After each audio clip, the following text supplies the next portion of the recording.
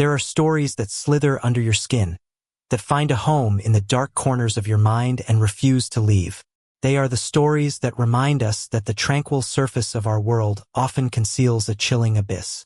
The tale we are about to unravel is one such story. It begins with the rich, dark earth of a coffee garden, a place of growth and aroma, but which held a secret of decay and silence. A secret that, once unearthed, would shatter the peace of a small town forever. But before we descend into this chilling case, a friendly reminder to subscribe to our channel. Hit that button and the notification bell so you never miss these journeys into the shadows. Your support allows us to keep digging, to keep questioning, and to bring these unsettling truths to light. Now, let us travel to the highlands of Dalat, Vietnam, a place known for its eternal spring, its vibrant flowers, and its world-renowned coffee.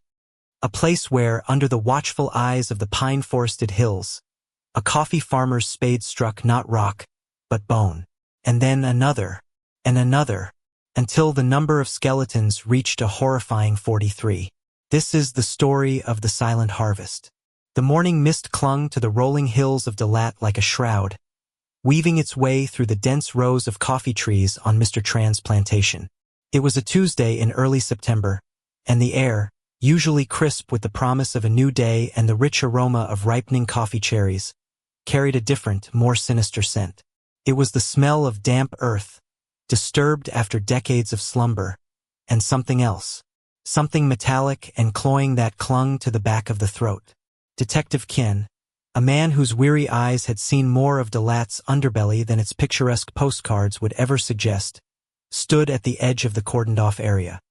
His standard-issue black windbreaker did little to ward off the highland chill that seemed to seep directly into his bones. Below him, in a wide, freshly dug pit, the grim tableau was laid bare. White-suited forensic technicians moved with a practiced, almost reverent slowness, their brushes and trowels unearthing the last of the skeletal remains.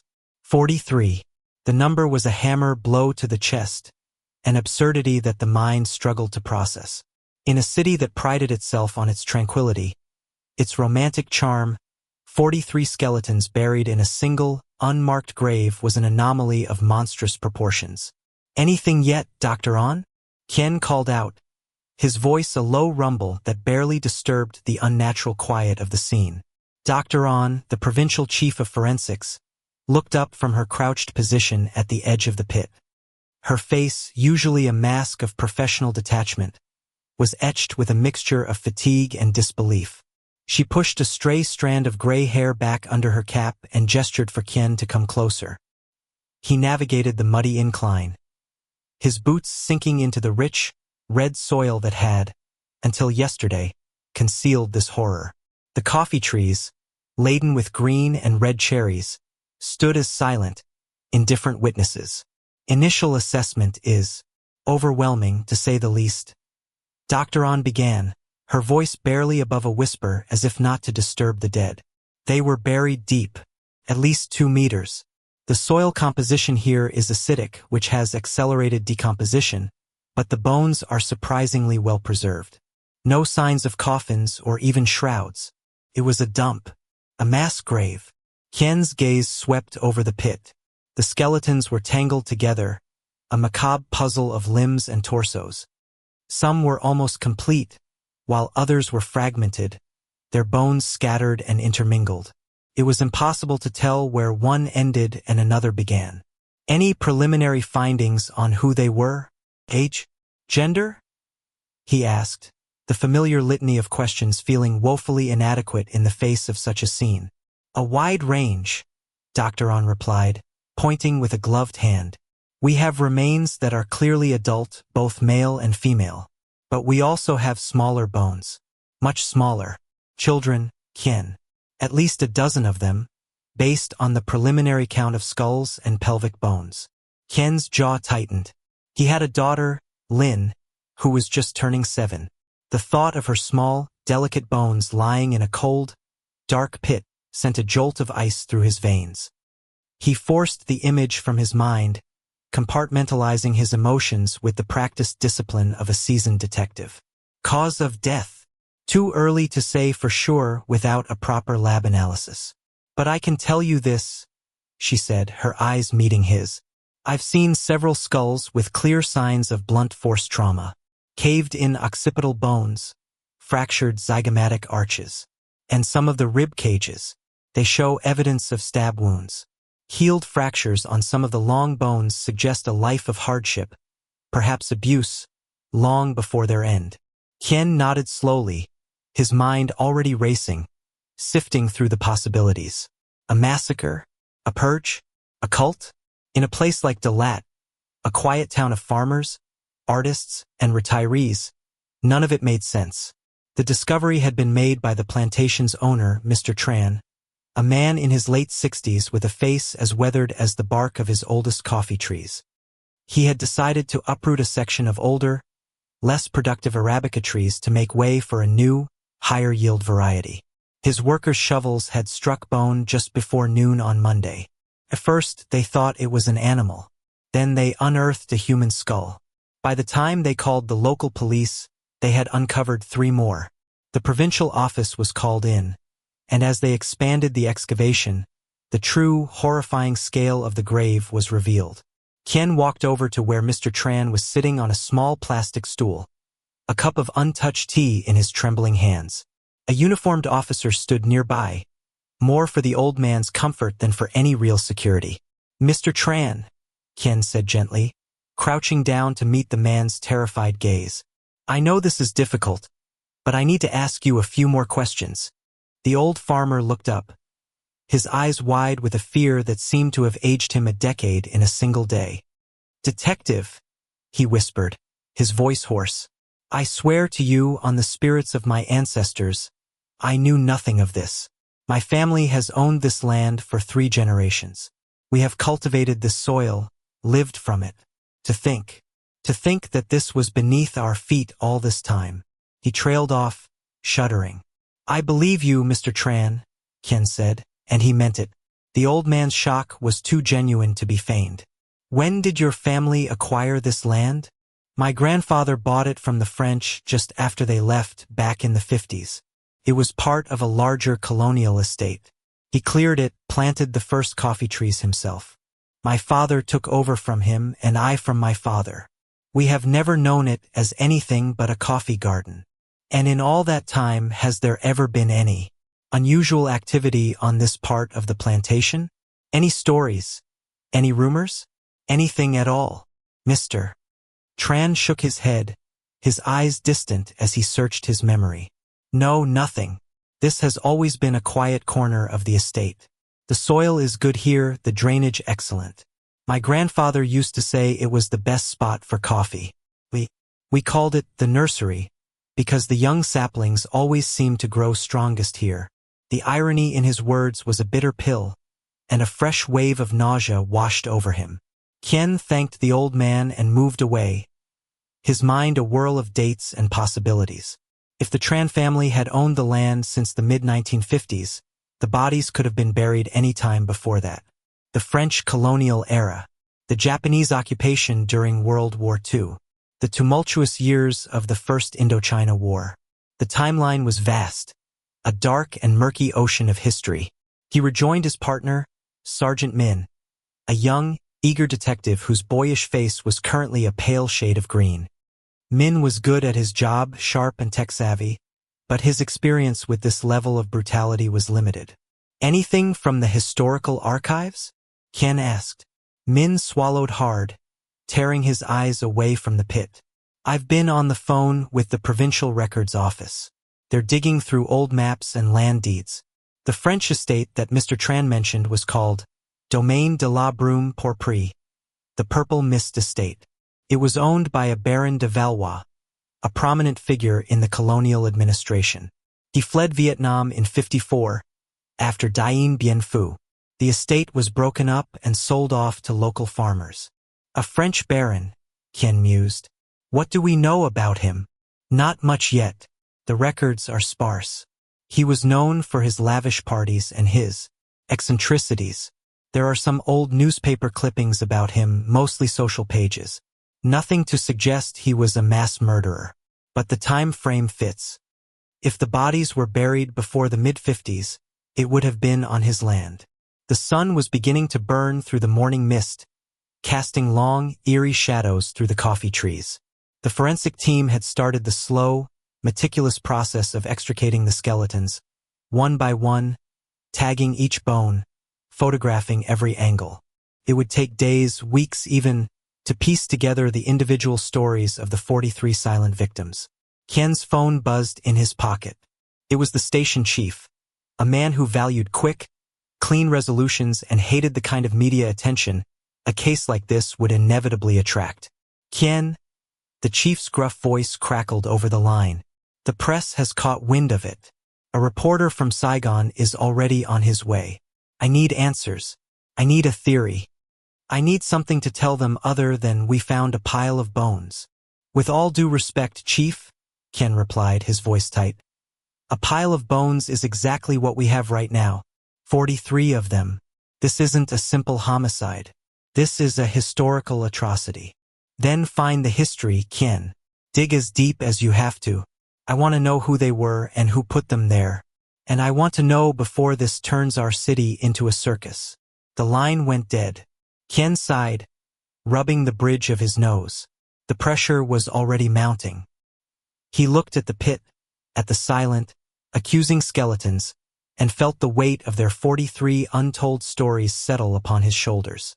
This was more than a case. It was a reckoning. The next few days blurred into a grueling routine of excavation, analysis, and dead ends. Dr. On's team worked tirelessly at the provincial morgue, a place that was suddenly, grotesquely, over capacity.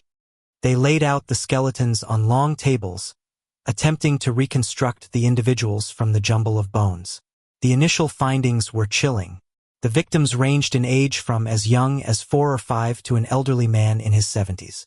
There were 21 adult males, 16 adult females, and 6 children whose gender could not be determined. The trauma was varied and brutal. Skulls were crushed, bones were broken, and several of the skeletons showed signs of knife wounds that had pierced the bone, evidence of a savage, violent end.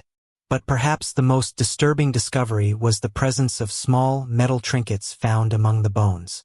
A tiny, tarnished silver locket, a simple brass ring, a handful of old pre-1954 Indo-Chinese piastre coins. These were not the possessions of the wealthy. These were the humble treasures of ordinary people.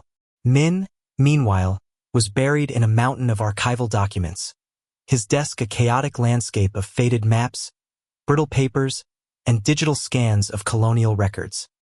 He had managed to find a photograph of Baron de Valois, a severe-looking man with a neatly trimmed mustache and cold, calculating eyes. He stood posed in front of a grand white villa, the very one that had served as the main house of his estate. The villa, Min discovered, was still standing, though it had been converted into a government guest house decades ago. The Baron was not a popular man, Min reported to Qian, pushing his glasses up his nose. I've been reading through old journals and letters from French colonials of that era.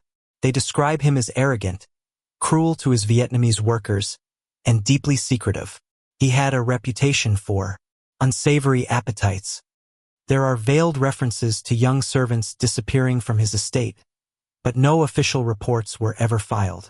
He was too powerful. And the villa? Qian asked, his interest piqued. It's been renovated several times, but the original structure is largely intact. It's located about 5 kilometers from the burial site, on the other side of the ridge. Let's pay it a visit, Qian said, a new sense of purpose cutting through his fatigue. If the secrets of this massacre are anywhere, they're in the house that man built. The old de Valois villa stood on a promontory overlooking a serene lake, its whitewashed walls now a dingy gray. It was a relic of a bygone era, a ghost of French colonialism amidst the vibrant green of the Vietnamese highlands. The current manager, a stout, balding man named Mr. Bao, greeted them with a mixture of curiosity and apprehension. Qian explained their purpose, and Mr. Bao's eyes widened. The skeletons? Yes, the whole town is talking about it.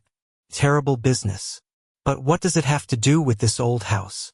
The land where they were found was once part of this estate, Ken explained. We're trying to understand the history of this place. Mr. Bao led them through the guest house, its grand, high-ceilinged rooms now filled with bland, functional furniture. The original parquet floors creaked under their feet, and a faint, musty smell hung in the air. Most of the Baron's original furnishings were sold off or rotted away long ago, Mr. Bao said, gesturing around a large, empty ballroom. But the basement has been sealed off for as long as I can remember. The previous manager told me it was structurally unsound. We never had a reason to open it. Qian's detective senses tingled. Where is it? Mr. Bao led them to a heavy, solid oak door at the end of a dark corridor. It was secured with a thick, rusty padlock. Here it is. No one has the key anymore. It was lost decades ago. Qian looked at Min, who simply nodded and went back to their car, returning a moment later with a heavy-duty bolt cutter. With a loud crack, the old lock snapped. The door swung inward with a groan of protest, revealing a set of steep, stone steps leading down into absolute darkness. A wave of cold, stagnant air washed over them, carrying a foul, earthy smell. It was the smell of decay, of secrets left to rot in the dark. Qian pulled out a powerful flashlight, its beam cutting through the oppressive gloom. The basement was larger than they had expected, a labyrinth of small, windowless rooms with damp stone walls. Thick cobwebs hung from the low ceilings like funeral shrouds. As they moved deeper, the beam of Qian's flashlight fell upon something that made all three of them stop dead. Scratched into the stone walls were names, dozens of them, Vietnamese names, etched with something sharp, a nail perhaps, or a piece of rock. Beside the names were dates, all from the early 1940s to the mid-1950s. But it was what they found in the final, largest chamber that turned their blood to ice. The room was empty, save for a series of rusted iron rings bolted into the far wall, at about wrist height. Below them, the stone floor was dark, stained with something that even after all these years, Qian knew was blood. In the center of the room, half buried in the dirt floor, was a small object. Min crouched down and carefully brushed the soil away. It was a child's shoe, a simple, leather-strapped sandal. It was so small, so innocent, a heartbreaking testament to a life cut short. And then, Qian's light caught something else. A glint of metal in the corner. He walked over and picked it up. It was a cufflink, ornate and expensive, bearing the initials BDV, Baron de Valois. They had found his chamber of horrors. The scratching on the walls were the names of his victims, their final, desperate act of defiance. The rings on the wall were where they had been chained. This wasn't just a house. It was a tomb. Back at the station, the atmosphere was electric. The discovery at the villa had changed everything. They weren't just dealing with a mass grave. They were dealing with the private holocaust of a sadistic monster. Min, energized by the breakthrough, had redoubled his efforts in the archives. He found what he was looking for in a dusty, forgotten box of colonial-era municipal records, a set of architectural plans for the de Valois estate. "Look," he said, spreading the brittle parchment on Qian's desk. "Here's the main house and here's the coffee plantation. But look at this." He pointed to a small, unmarked structure located in the exact spot where the bodies had been found. It's labeled as a compostage, a composting site. Qian stared at the plans, the pieces of the puzzle clicking into place with a sickening finality. He wasn't burying them in a random pit, he said, his voice grim. He was disposing of them, hiding them in plain sight under the guise of agricultural waste. The bastard. The motive was becoming clearer. The victims were likely the Baron's workers, his servants, and their families. People who were disposable in his eyes. People whose disappearance would go unnoticed, or at least uninvestigated. The scratches on the basement wall were their names, their last testament. Now, Qian had a new, daunting task: to match the names on the wall to the skeletons in the pit. The next challenge was finding someone, anyone, who was still alive and remembered the Domaine de la Brume Pourpre. Decades had passed. Most of the people who had worked on the plantation would be dead. But Ken knew that memories, like ghosts, had a way of lingering. He started with the local village elders, the keepers of the community's oral history. He met them in the communal house, a simple wooden structure filled with the smell of incense and old tea. He showed them the photograph of the Baron, and a flicker of recognition, of old, buried fear, passed through their ancient eyes. One old woman, her face a beautiful roadmap of wrinkles, finally spoke. Her name was Mrs. Lean, and she was nearly 100 years old. "I remember him," she said, her voice a fragile, reedy whisper. "The cruel Baron. My father worked on his plantation. He said the Baron had the eyes of a tiger. People were afraid of him, very afraid." "Did you ever hear stories of people disappearing from the estate?" Ken asked, leaning forward, his heart pounding. Mrs. Lean nodded slowly. "It was a place of sorrow. Young women who were sent to work in the main house. Sometimes they did not come back. Men who displeased the Baron. They would vanish. We were told they ran away, that they went to the city to find work. But we knew they were taken by the tiger." She looked at Ken, her eyes clouded with the ghosts of the past. "There was a family, the Nguyen family. They were good people. Mr. Nguyen was the foreman. He had a wife and 3 small children. One day they argued with the Baron. Something about a stolen pig. The next day the entire family was gone. Their hut was empty. The Baron said they had fled in the night, ashamed. No one believed him. But what could we do? He was a god and we were just grass." The Nguyen family. Ken's mind flashed back to the list of names scratched into the basement wall. He remembered seeing that surname, repeated several times. He thanked the old woman, his mind reeling. He had a name. Family. He had a thread, a single, fragile thread that connected the present to the horrors of the past. The silent harvest was beginning to speak, and its voice was one of unimaginable pain and suffering. Ken knew that his investigation was no longer just about solving a crime. It was about giving 43 souls the justice they had been denied for over 70 years. It was about forcing the world to listen to their silent scream. The first chapter was over, but the story of the 43 skeletons was far from finished. The roots of the coffee trees had held their secret for a lifetime. Now, Ken would unearth the entire, bitter truth, no matter the cost. The revelation from the villa's basement and the hushed, fearful testimony of the old woman, Mrs. Lean, had ripped a hole in the fabric of time. The case was no longer a contemporary mystery of unidentified remains, but a historical wound, festering in the soil of Dalat for 70 years. For Detective Ken, the 43 skeletons in the coffee garden were no longer anonymous statistics. They were the Nguyen family and others like them, the forgotten victims of a colonial monster. The names on the wall were a roll call of the dead, and his mission now had a soul-crushing clarity. He had to give them back their stories. The forensic lab became the epicenter of this new phase of the investigation. Dr. An and her team, armed with the list of names from the basement, began the monumental task of attempting to match the remains to the identities. It was a painstaking process, a fusion of cutting-edge science and historical detective work. They started with the Nguyen family. Mrs. Lean had mentioned a foreman, his wife, and 3 small children. In the pit, they had found the skeletons of an adult male, an adult female, and 3 children, all buried in close proximity, their bones intermingled as if they had been holding onto each other in their final moments.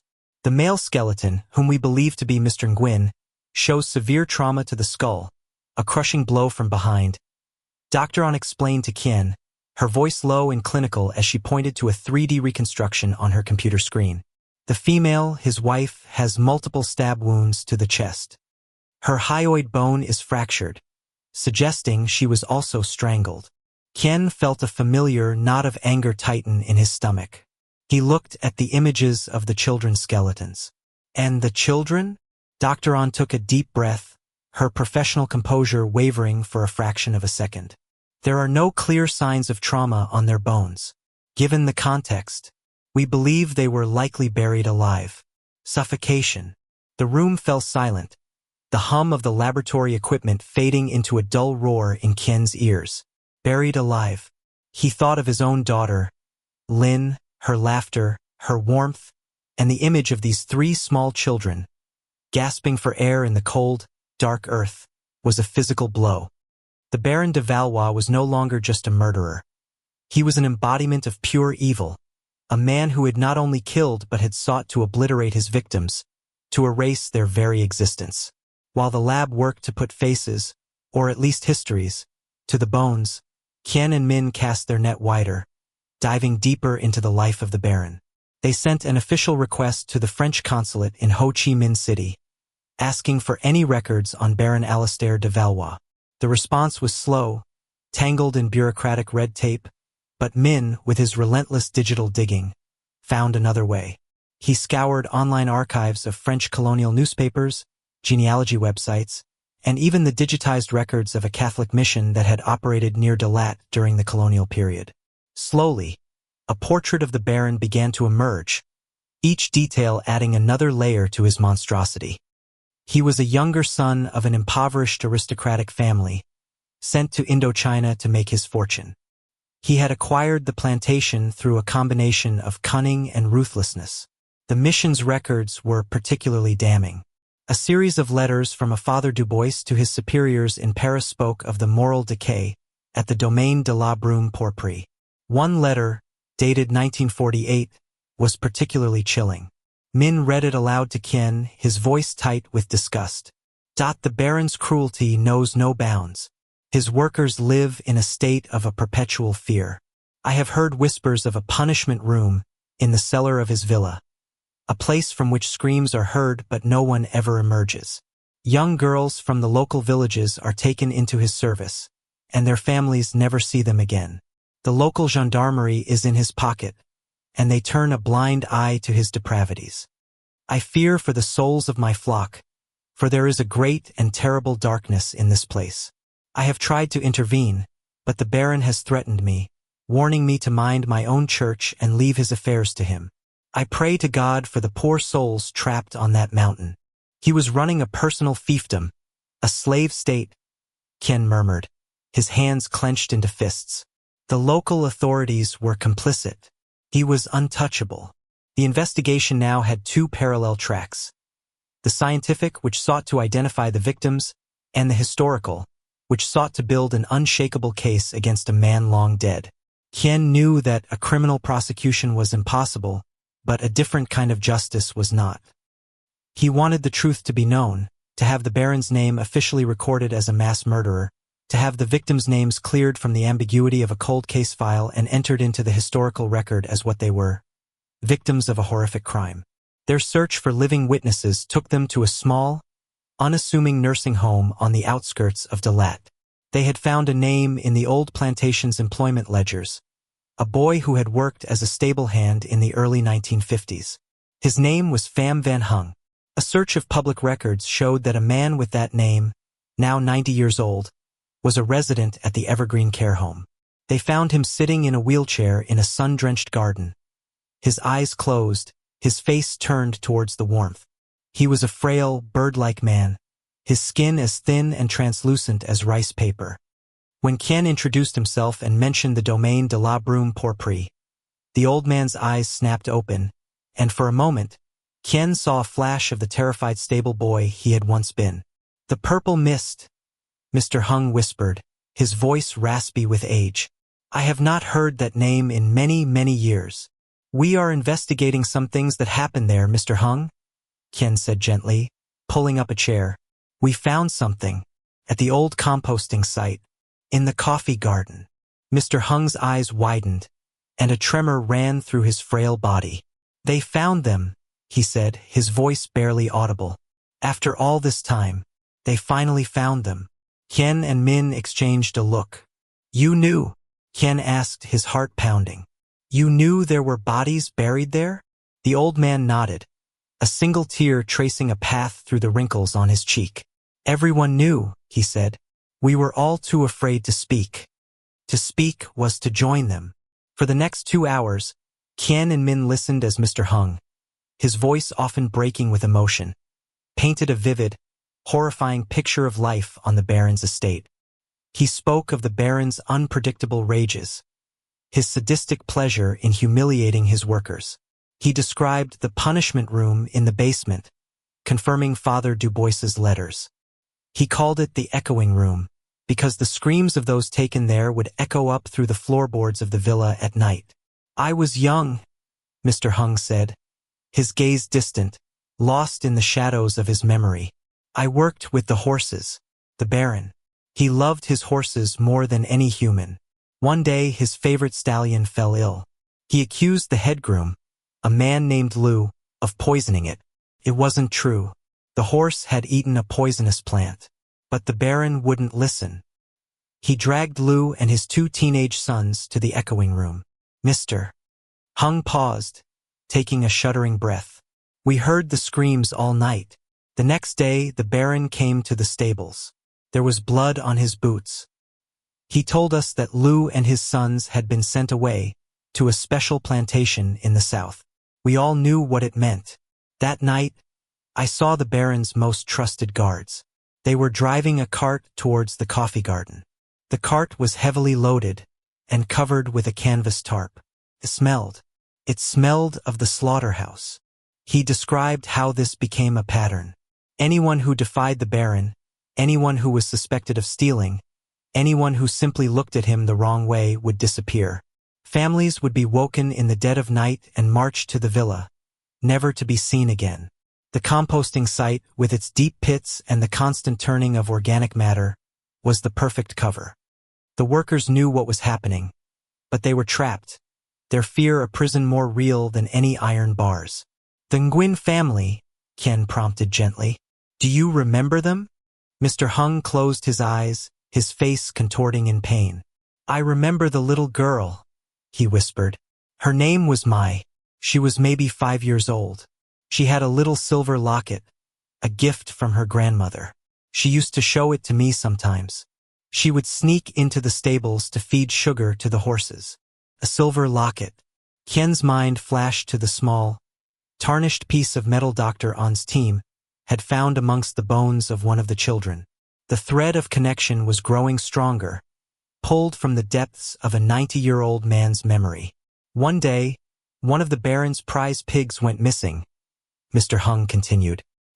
He accused Mr. Nguyen of stealing it to feed his family. Mr. Nguyen denied it. He swore his innocence on the lives of his children. The Baron didn't care. That night they were taken. All of them. I never saw little Mai again. The next morning the Baron had a great feast. He roasted a pig. He made all the workers watch him eat it. It was a message. This is what happens to thieves. This is what happens to those who defy me.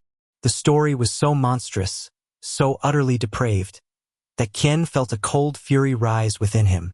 He now had a living witness, someone who could corroborate the evidence they had been painstakingly piecing together. Mr. Hung's testimony was the voice of the victims, an echo that had survived 70 years of silence. The news from the French consulate finally arrived. It was a thin file, but it contained a crucial piece of information. Baron de Valois had died in 1985, a wealthy and respected man living in a chateau in the Loire Valley. He had never married and had no direct descendants.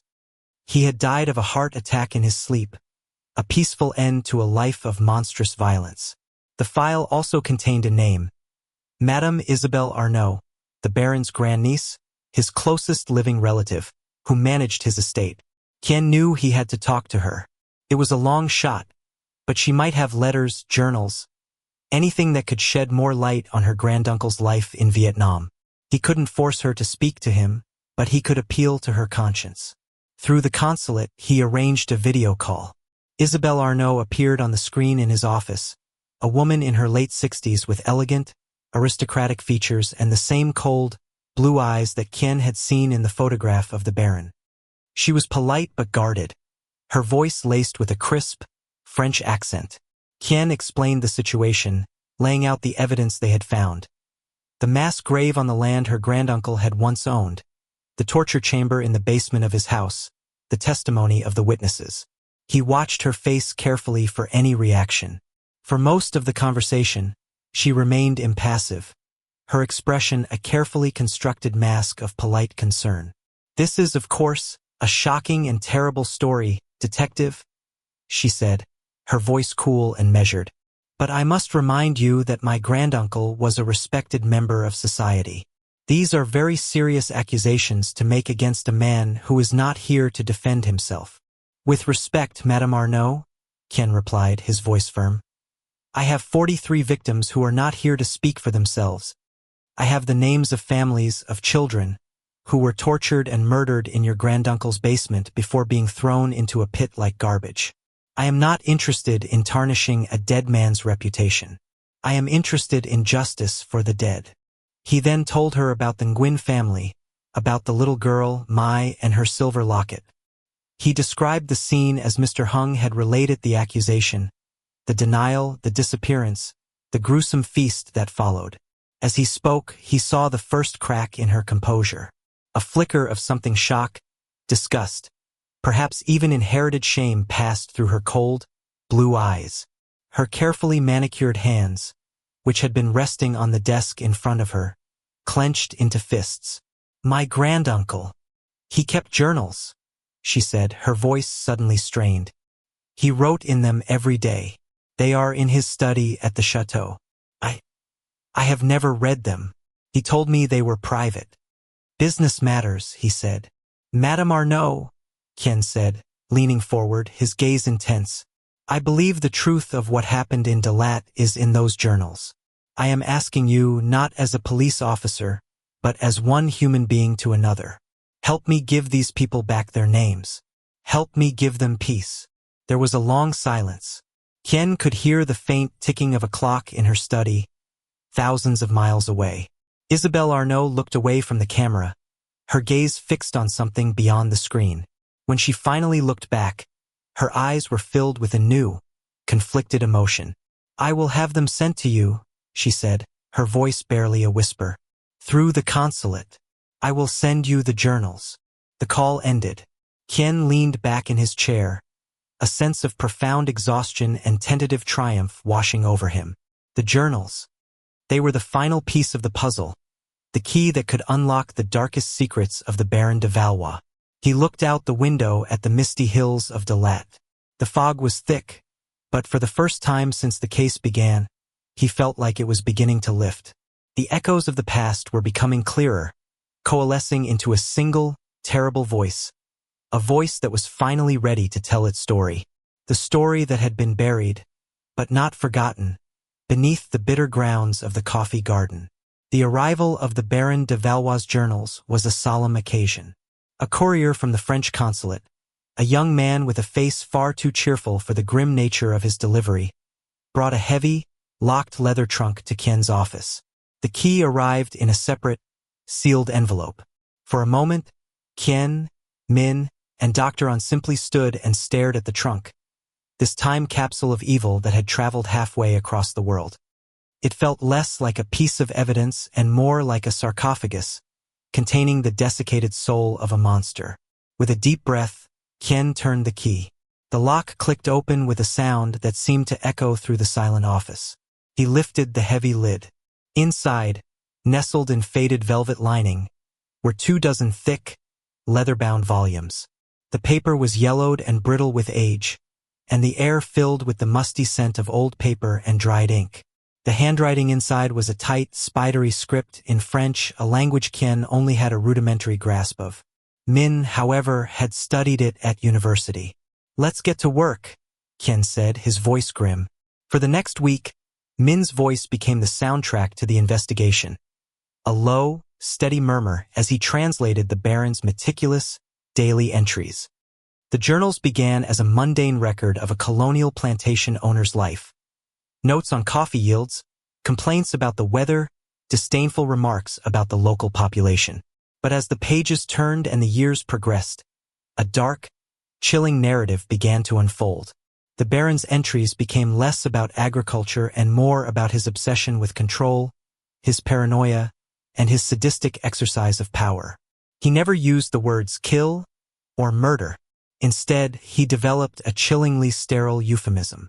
He wrote of weeding the garden, of removing unproductive elements, of dispatching liabilities. He recorded each dispatch with the same dispassionate detail he used for his crop records. The entry for the night the Nguyen family disappeared was dated October 12, 1949. Min's voice trembled as he read it aloud. The foreman Nguyen has become insolent. I suspect him of theft. His arrogance is a disease that could spread to the others. A lesson in loyalty is required. His entire line is tainted. I will perform a full pruning this evening. The composting pit in the nursery is ready for a new deposit. The soil there will be particularly fertile next season. Kien felt sick. The casual cruelty, the reduction of a family of 5 to agricultural waste, was beyond comprehension. The journals were a confession, a detailed ledger of his atrocities. He named his victims, the dates they were pruned, and the trivial reasons for their deaths. A stable hand who had accidentally lammed a horse. A young kitchen maid who had broken a porcelain plate. A family whose child had been caught stealing a mango. He documented 43 prunings in total, the exact number of skeletons they had found. The journals also revealed the complicity of the local French gendarmerie. The Baron wrote of paying Captain Renaud, the local police chief, a handsome monthly stipend to manage official inquiries and to ensure the smooth running of the estate's internal affairs. He had, with a simple bribe, bought himself complete immunity. But the most disturbing revelation was yet to come. In the final journal from 1954, just before he fled Vietnam, the Baron wrote a long, reflective entry.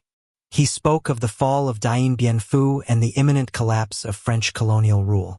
He expressed no remorse for his actions, only a bitter, narcissistic rage that his paradise was being taken from him. And then he wrote a passage that made Kien's blood run cold. Min paused, swallowing hard before he could continue reading. I leave this land to the peasants. Let them have it. Let them till the soil and drink the coffee that has been so richly fertilized. They will never know the secrets they live on. But I have left a final part of myself here, a treasure buried in the heart of my domain, a little piece of my legacy, for which the ignorant fools will search for 1,000 years and never find. It is my final victory over this wretched land. A treasure, Kien said, frowning. What is he talking about? It's not clear, Min replied, scanning the page. He doesn't mention it again, but it's the way he writes it. It feels like more than just a boast. The discovery of the journals made international news. The story of the butcher Baron of Dalat was splashed across newspapers from Paris to New York. The French government issued a formal apology to Vietnam, and Isabelle Arnaud, horrified by the contents of her granduncle's writings, announced the creation of a foundation to compensate any living descendants of the victims. For the world, the case was solved. A historical evil had been identified and condemned. But for Kien, it wasn't over. The Baron's final, cryptic entry about a treasure gnawed at him. It felt like a loose thread, a final, mocking gesture from beyond the grave. What could be so valuable that he would call it his legacy? He went back to the old maps of the estate, spreading them across his desk. The house, the coffee garden, the lake. He stared at them for hours, his mind racing. What would a man like the Baron consider a treasure? Money? Jewels? He had fled Vietnam a wealthy man. It was unlikely he would have left a fortune behind. His eyes kept drifting back to the villa. The heart of his domain, he had written. Kien thought of the layout, the grand ballroom, the dining halls, the sealed-off basement. His mind went back to the day they had broken down the basement door. He remembered the main floor, the bland, government-issue furniture, the creaking parquet floors. An idea sparked in his mind, a wild, improbable hunch. He called Min and Doctor on. We're going back to the villa, he said. There's something we missed. They met a crestfallen Mr. Bao at the guest house. The scandal had forced its closure, and the building now stood empty and silent, a monument to its own dark history. Kien led them not to the basement, but to the grand ballroom. He called the treasure his legacy, Kien said, his voice echoing in the vast, empty room. His final victory. What if it's not something of monetary value? What if it's something worse? He walked to the center of the room and stamped his foot on the parquet floor. It returned a solid, reassuring thud. He moved a few feet and stamped again. Thud. He continued this grid pattern, his footsteps a slow, rhythmic beat in the quiet hall. Then, near the large, stone fireplace that dominated one wall, he stamped, and the sound was different. A hollow boom. Min's eyes widened. They got on their hands and knees examining the floorboards. The craftsmanship was seamless, but Kien, running his fingers over the wood, found it. A section where the boards were not nailed down but fitted together with tongue and groove joints. Using a crowbar from the car, they carefully pried the section open. Beneath the floorboards was not a crawl space, but a small, brick-lined chamber. And inside, lying on a bed of rotted velvet, was a lead-lined box. It was about the size of a child's coffin. A wave of dread washed over Kien. This was it, the Baron's final, twisted secret.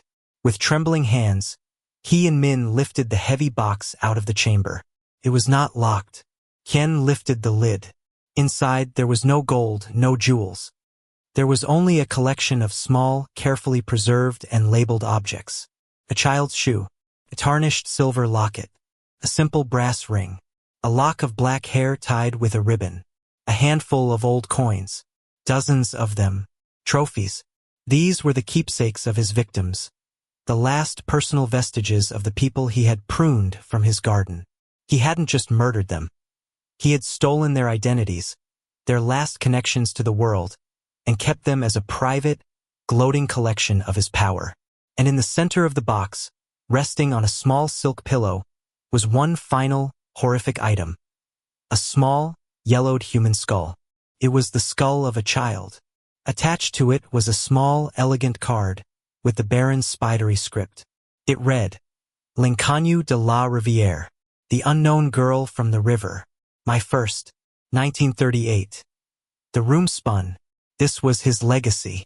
Not a treasure of wealth, but a treasure of depravity. The 43 victims in the garden were not the beginning. They were the culmination of a lifetime of murder. This small, unknown girl was his first kill, the one he was proudest of, the one he had preserved as the centerpiece of his collection of souls. The discovery of the trophy box was the final, devastating chapter in the story of the Silent Harvest.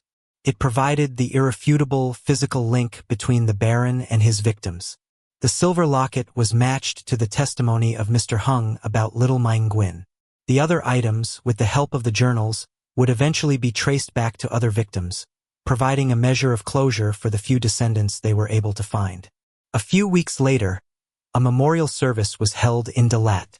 The 44 victims, the 43 from the garden, and the unknown girl from the trophy box were given a proper, dignified burial in the city's cemetery.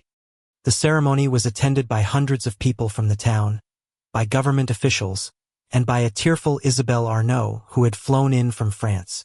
Kien stood at the back of the crowd, watching as the simple, white coffins were lowered into the earth. He felt no sense of victory, only a profound and weary sadness. They had solved the case, they had exposed the monster, they had given the victims back their names. But they couldn't give them back their lives. They couldn't erase the 70 years of silence. After the service, as the crowd dispersed, Kien walked over to the new memorial plot. 44 simple, granite headstones stood in neat rows. Most now had names etched into them. Nguyen Van Luc, Tran Thi Hoa, Lu Van Sun. One stone, at the very end, remained blank, save for a single, heartbreaking inscription. The unknown child. Murdered 1938. Known only to God. The mist was rolling in from the hills, shrouding the cemetery in a soft, gray light. Kien thought of the coffee garden, now replanted and peaceful, the red soil hiding no more secrets. He thought of the Baron, dying peacefully in his bed, thousands of miles away, convinced of his final victory. But the Baron was wrong. His secret had not lasted 1,000 years. His legacy was not one of victory, but of infamy. The unquiet dead had finally found their voice, a voice that had echoed from a basement wall, from the memory of an old man, from the pages of a killer's journal, and finally, from a shallow grave beneath a coffee garden. They had spoken, and Kien and the world had finally listened. His work was done. The silent harvest was over.